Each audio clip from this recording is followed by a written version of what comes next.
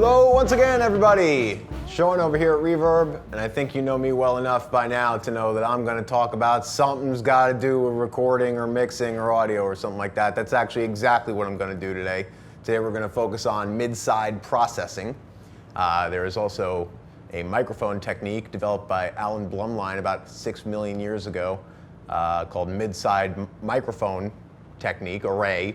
We're not doing that today. We're going to take a stereo signal and we are going to matrix it using a nifty free plugin and then process the mid and side information as desired.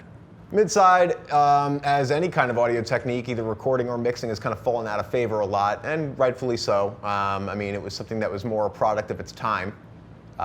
Mid-side, is on the processing front of things, was used primarily for cutting records. Fairchild 670 limiters, which were lathe limiters, had a lateral vertical switch on them, which was essentially a mid-side matrix.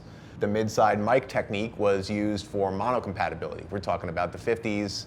You know, everything was mono. Suddenly we come into the 60s and we had this stereo stuff, but we still needed mono compatibility for AM radio. So mid-side was a way to get that perfect mono compatibility with the mid signal, and then if something were to be stereo, then you'd have that information around. If it were to be folded down to mono, the side information actually cancels itself out completely. That's why a lot of guys in my circle actually call MS maybe stereo, because you actually don't get a lot of that side information, if any of it at all, if you do it correctly once it's folded down to mono. In the case of processing a stereo signal, matrixing a stereo signal into a mid and side information tracks.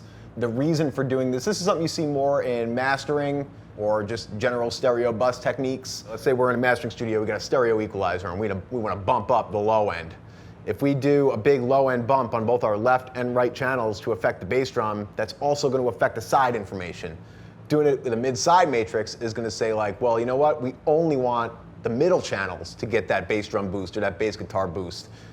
We might want the side channels to have a big high-pass filter on them and lop off a lot of that low end, and then maybe do a little shimmery high-end shelf EQ thing. Mid-side will let you do that. Standard stereo EQ will not let you do that. So that's what we're going to do today.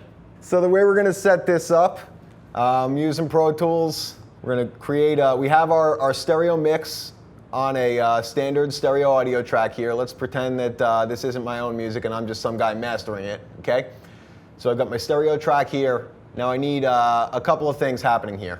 First thing I'm going to do is on my inserts, multi-channel plugin, and in the other section you'll see this here, the HOFA, the meter, fader, MS pan. This is going to do the mid-side encode for me. I'll show you how that's going to work in a minute. In the meanwhile, I'll exit it out, create a new track that I need to be a stereo auxiliary input. Okay. We'll call this decode. This is how we're going to get the result listened to back in stereo. So I need the same exact plugin here, working backwards.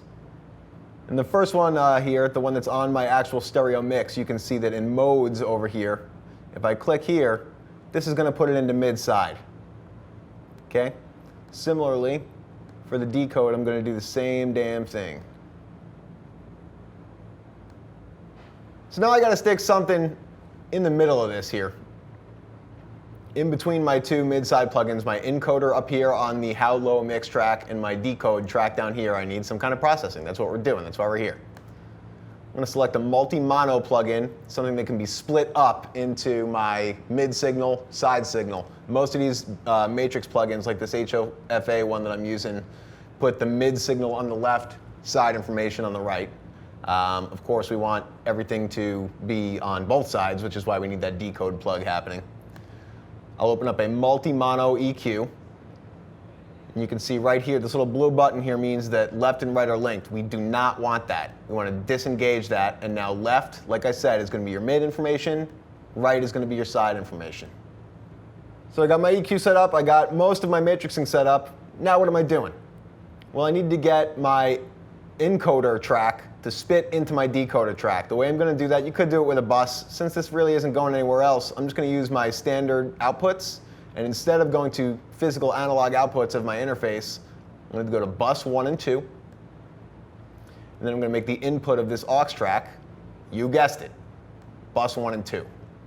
So now we have audio that's leaving my standard stereo audio track, being encoded into mid-side, hitting a plug-in, being bussed out to my decode track, which has that other plug-in here that brings it back from mid-side into left-right stereo.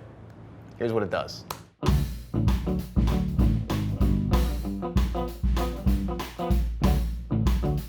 So this is just flat, no processing. You can hear what we have.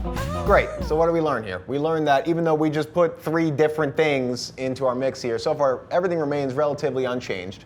And now we're going to dig in and say, let's say, like I was saying before, maybe the side tracks, we want to have like a nice high-pass filter here. Nothing too dramatic. We'll just roll out, let's say 80-something hertz and below. We'll roll out and we'll give it a little high shelf. Let's call it 8K and up, and just real gentle stuff. Nothing crazy.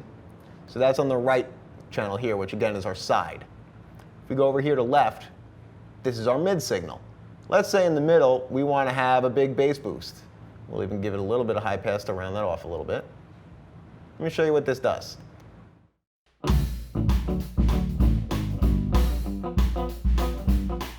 Okay, so again, right now we're looking at our mid track.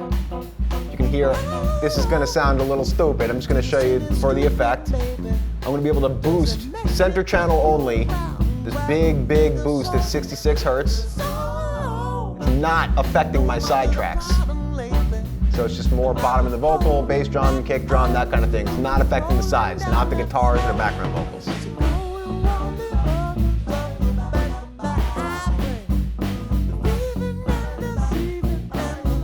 Same deal here. We'll flip over to the side track. I'm going to boost this high frequency shelf here. It's only going to affect the side tracks.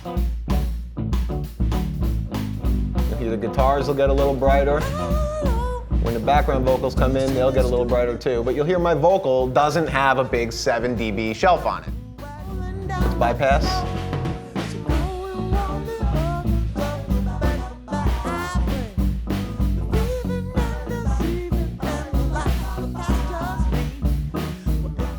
Similarly, same deal with dynamics.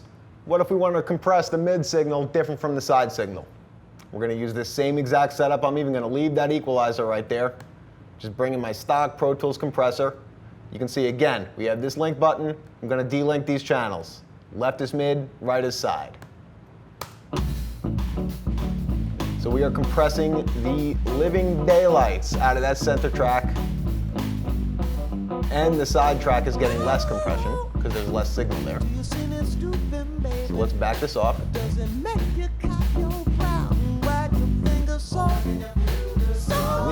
Drop the ratio a little bit. Let's do kind of just a standard bus compression setup. I like it around medium. Attack on this plug-in, 15 to 20 milliseconds. The release, I try to land about in time.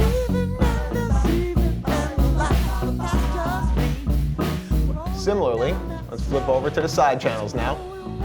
You can see it's totally different compression settings, totally different effect. Let's go heavy-handed on this. Let's turn it into more limiter, like a 10 to 1 thing. Need that hard knee. We'll get the attack pretty quick.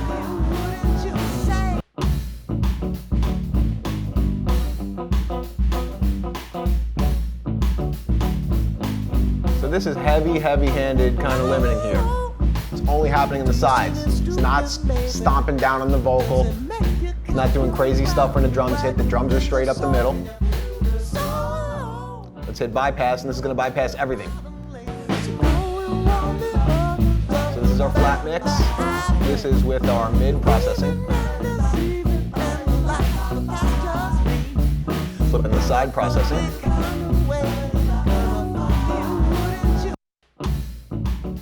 So it's a real quick, down and dirty explanation of how and why to use mid-side processing on stereo material. Thanks for tuning in. As always, it really means a lot. If there's any questions you have, if you need a clearer explanation on something, let us know in the comments. I gotta go, I'm going to the game tonight, if you can't tell, so I gotta get out of here or I'm gonna be late. They're giving away free t-shirt Thursday, so I gotta get there before the other people do.